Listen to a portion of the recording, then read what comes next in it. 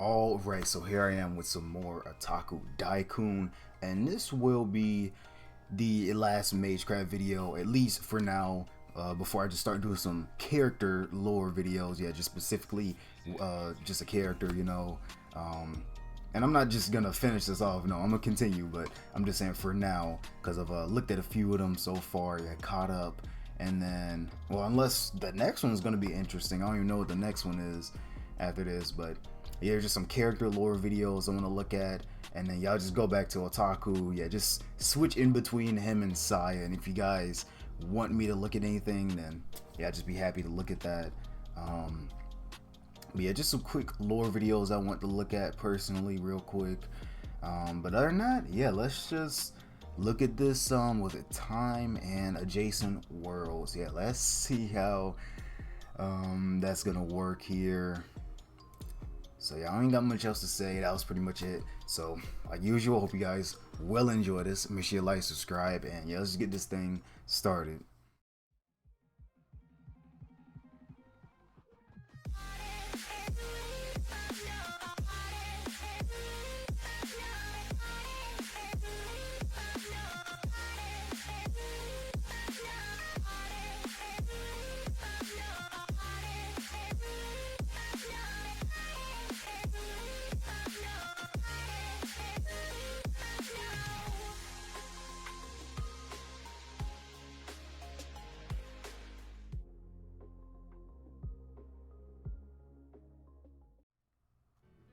In our previous lesson, I spoke of Shiro Emiya's unique tracing Magecraft, a product of his origin of Something sword only he and can mental do. landscape of unlimited blade works.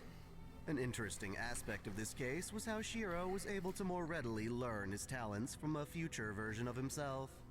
Heroic Spirit Emiya exists as a timeless version of Shiro that came from a single timeline, one in which he survived the Fifth Grail War and went on to become a wandering mercenary. This specific Shiro was plucked from that timeline and recorded into the Throne of Heroes in a way that he could be summoned into timelines other than his own. This logic can be incredibly confusing without a fundamental understanding of how our broader universe handles time, which is why I've decided to cover precisely that in our lesson today. The topic may prove to be our most troublesome concept yet, thanks to an abundance of specialized terminology. But my goal is to keep things as simple as possible. Please. So that time in our universe Hey. can be understood without the need for Start talking academic about terms. stuff. I'm like, wait, hold up. This forces us to ask the most profound question: what exactly is time? In the most observable fashion, time describes how the present moves into the future. Yeah. With every tick of the clock tower's hand that passes, our present becomes the past and is taken over by the future. It follows a chain of causality where one interaction influences others in a complex system of actions and reactions. Generally, time moves forward, leaving the past behind so that it could never be changed. Time travel does exist, but I'm starting with how things should be. The future, on the other hand, has yet to exist, instead consisting of seemingly endless possibilities. Your first reaction might be to assume those possibilities are theoretical, that ultimately only one possible outcome will arise. Assuming the world consisted of just one timeline, that logic would hold true. However, our universe is not so simple. While we are only ever part of a single world at a time, our universe at large consists of many adjacent worlds, in which other possible outcomes exist relative to their own dimensions. Time, then, is not merely one single timeline, but something that we call the Great Tree known as time. Whenever multiple possibilities exist on a conceptual level, meaning that you can imagine any given event going differently, then those theoretical worlds are in fact allowed to propagate independently, branching off from a shared point on the tree. A relevant example of this can be seen with the Fifth Grail War. Given that Grail Wars pit 7 master-servant pairs in combat against each other, it's easy to imagine various outcomes. Each competitor, for instance, has to imagine scenarios for whether they win or lose. Off the top of my head, I can point to 3 potential outcomes. In the first, the mage Shiro Emiya naively charges into battle despite having the King of Knights as his main weapon. Yeah. As he struggles to understand his servant, he falls in love with her, and ultimately the two of them decide to end the Grail War by destroying the Lesser Grail. In another, Shiro confronts his alternate self, the disillusioned archer who once strived to be a hero of justice.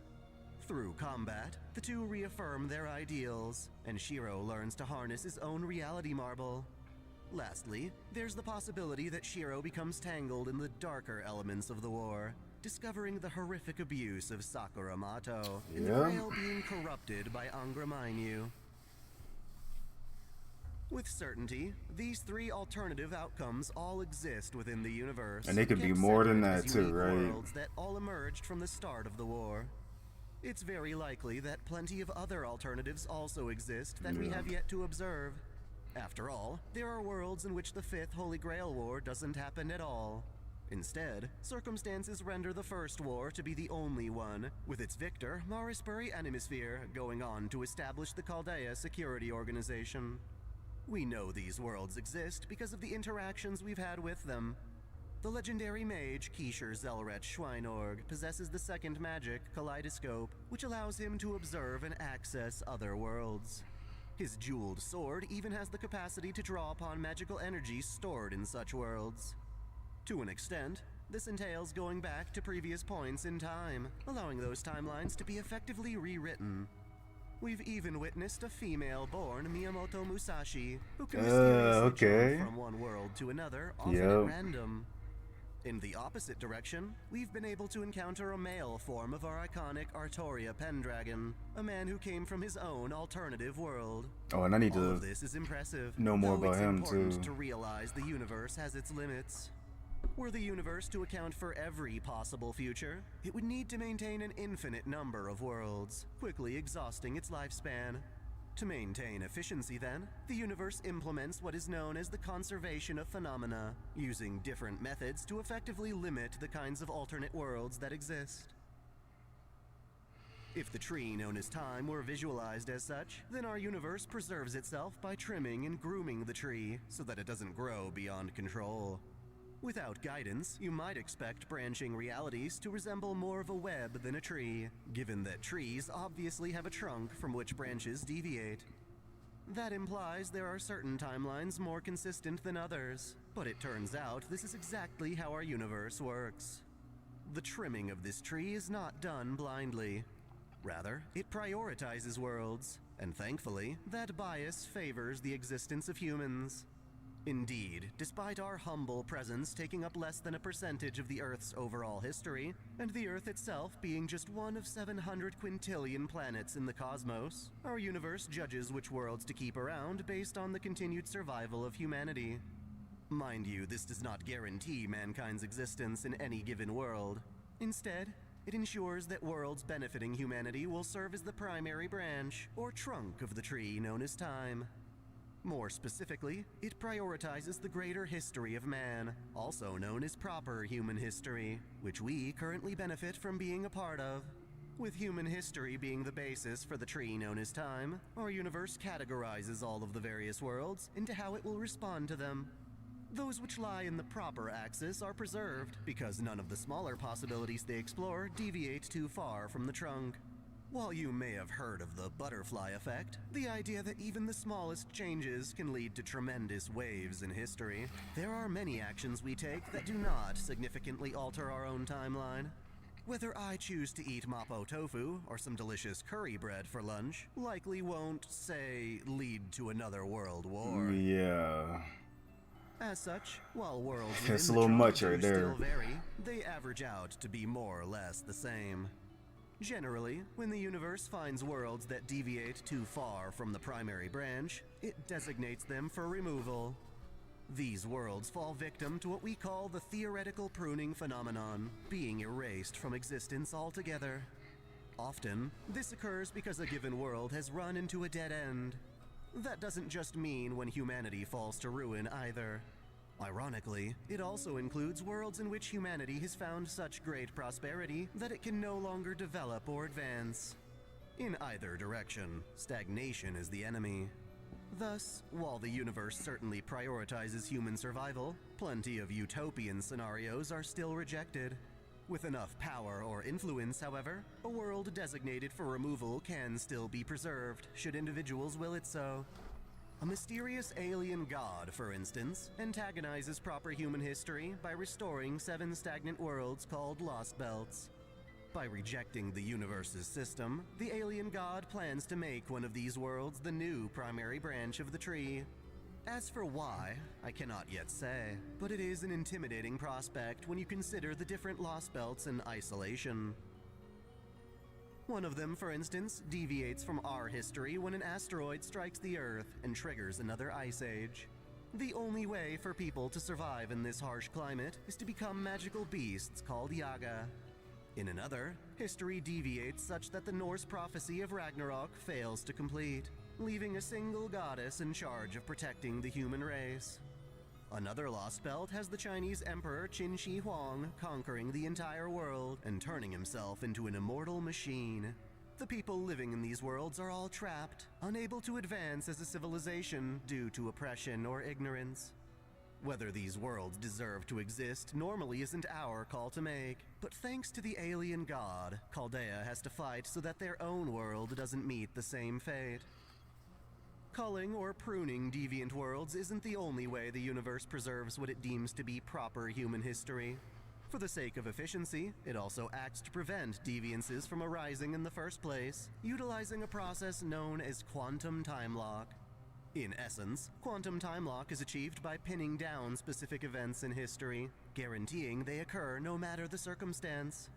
It's as though the universe were making such events destined, bending causality or rewriting any deviant behaviors from steering history off course.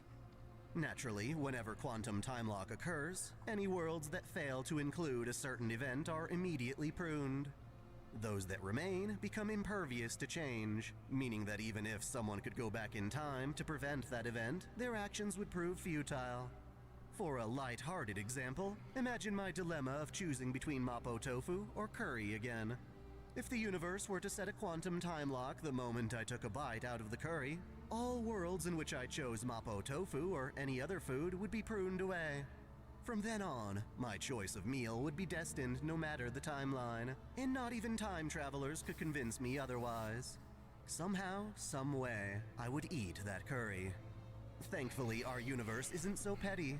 Even if the world is ending, have been secured around more important elements in our history during formative periods such as the Industrial Revolution.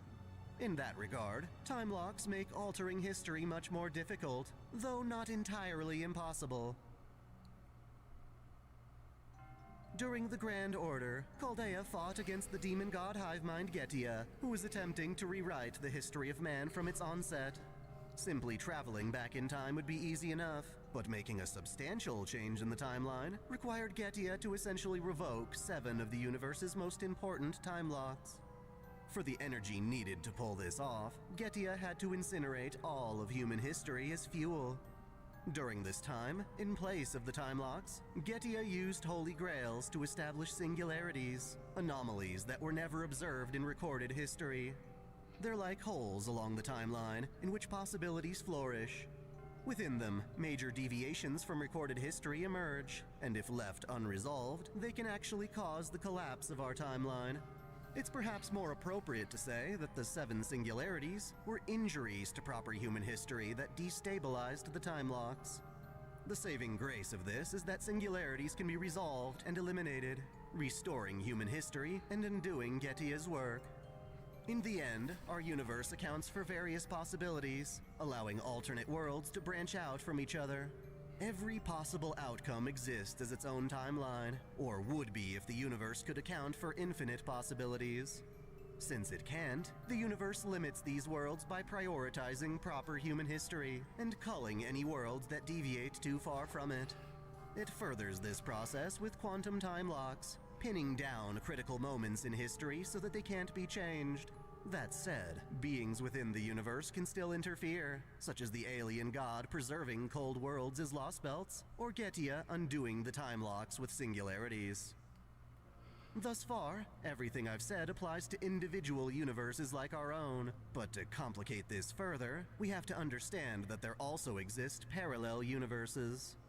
While an adjacent or alternate world can be seen as a new branch on the tree of time, a parallel universe can be better thought of as an entirely separate tree. Worlds that feature the moon cell, for instance, exist in a parallel universe that follows its own criteria for proper human history. A quantum time lock from that universe doesn't really affect our own, and vice versa. This is observed within the moon cell's environment of Seraph. The servant Archimedes allies with an evil entity known as the Umbral Star, and slides between adjacent timelines in his universe, hoping to expose the moon cell and get it destroyed.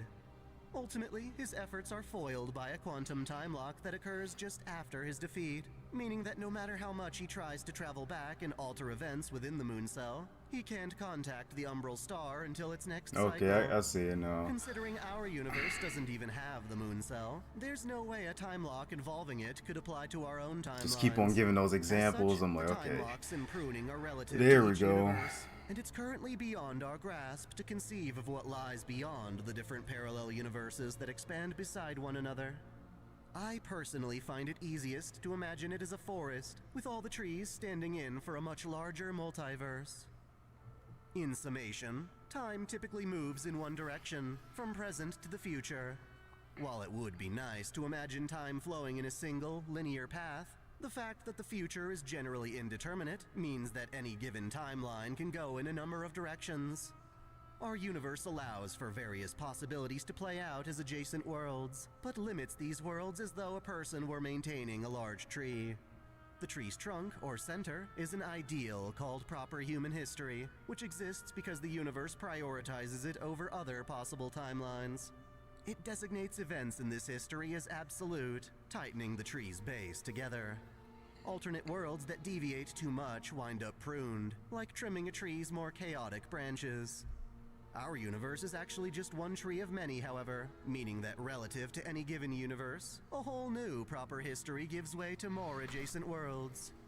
As a mage, it is important to understand this complex system of timelines as we come into contact with other adjacent or parallel worlds. One way is through the use of true magic. Heroic spirits recorded into the Throne of Heroes can often be recorded from one timeline and summoned to another.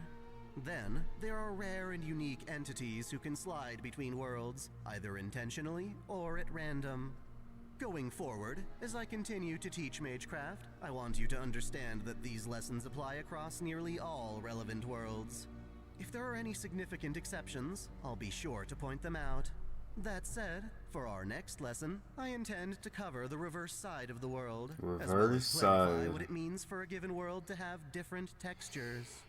Okay, and then that's it right there for the time. Yeah, like I was saying, him giving those multiple examples, I'm like, okay, now kind of see a little bit more like, okay, if they were trying to do this, and but then, you know, that certain event gets locked in, it's like, yeah, now whatever you do, you know, like how you're saying with like the curry, yeah, he'll eat it no matter what, right? So yeah, were there like any limitations, or yeah, could someone like actually interfere? You know, yeah, that's what I was just looking for. Yeah, there we go. Time, adjacent worlds. Yeah, it could be whole nother universe or something, whole nother world. Literally the exact same, but except there's just that one person, one main person. So like, you know, something as simple as like Saber, right? You know, she's not in one of those worlds. So yeah, what becomes of that then? And oh yeah, I was thinking about it. I was like, where have I seen this before? It was in one video, so yeah, I have to learn more. It is a lot still I gotta know, but yeah, at least remember those, seeing those. I thought there was something else, but I think that was it.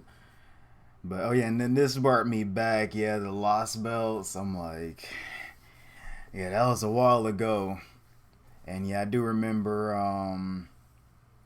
it was something, oh yeah, making these Lost Belts. Yeah, the alien god and all that. Yeah, and I think I still need to finish, I forgot which one I'm on, I think 6 or 7, because I just started looking at like AMVs of like the think it was like, yeah, the future ones that pretty much should be, I guess, in a lore video by now, I guess. But just looking at AMVs of like trailers and stuff that I used to do. Once I got into like, yeah, what was it, number 7 or 8? I had to look again, but yeah, get back into those Lost Belts. Yeah, those 40-minute videos, right? Actually, even longer. Yeah, it was like an hour video I had to do back then. But yeah, like I said, I'll just look at these. What was it, two? Yeah, like 2 videos I want to look at real quick for the characters by themselves, just simply their story, and then after that, I'll either just go back to this or look at something else. Saya has, and then maybe, well, yeah, if you guys even suggest something, I'll just look at that. But yeah, that should be it though with this whole time thing. Yeah, I'm gonna definitely have to go back. Yeah, just like the other ones, right? Yeah, just go back, listen again, or I just simply search it up and find a little summary of it, what I specifically need. But it's nothing too much though that I need. But yeah, other than that, yeah, I don't even got much else to say. I hope you guys did enjoy this yet again. Make sure you like, subscribe again, and yeah, I'll just see you guys in the next one.